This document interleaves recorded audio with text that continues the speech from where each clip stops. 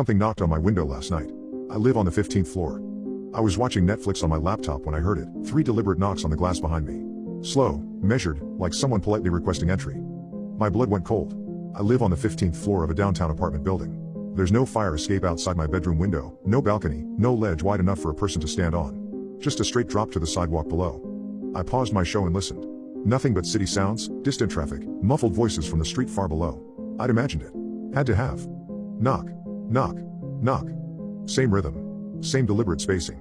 Definitely coming from my window. I sat frozen on my bed, afraid to turn around. My apartment was dark except for the laptop screen.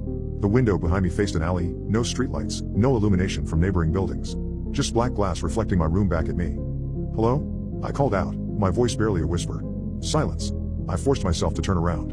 The window looked normal, just darkness beyond the glass. I approached slowly, cupping my hands against the glass to peer outside. Nothing.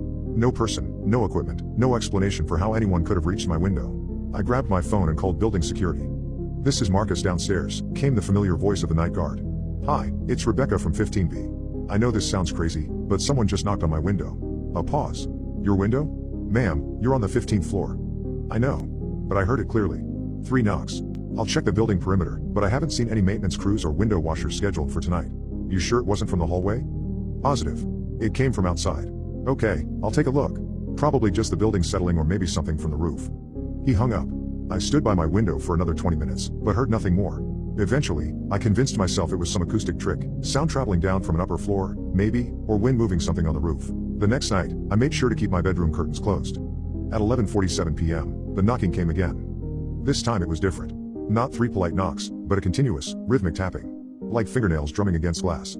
Tap tap tap tap tap tap tap. I sat up in bed, staring at the closed curtains.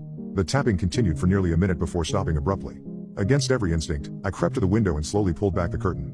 A face stared back at me. I screamed and stumbled backward, tangling in my sheets. When I looked again, the window was empty. But I'd seen it clearly, a pale face pressed against the glass, features indistinct but unmistakably human. The eyes had been dark, hollow. The mouth slightly open. I called 911. "I need to report someone outside my building." They're somehow accessing the 15th floor from outside." The dispatcher was patient but skeptical. Police arrived within 20 minutes, along with building security. They found no evidence of anyone on the building exterior. No ropes, no equipment, no signs of forced entry to the roof. Could have been a reflection, one officer suggested. These tall buildings, light plays tricks. But I knew what I'd seen. The third night, I was ready. I borrowed a camera from my friend Jake and set it up facing the window. If something appeared again, I'd have proof. At exactly 11:47 p.m., the tapping began.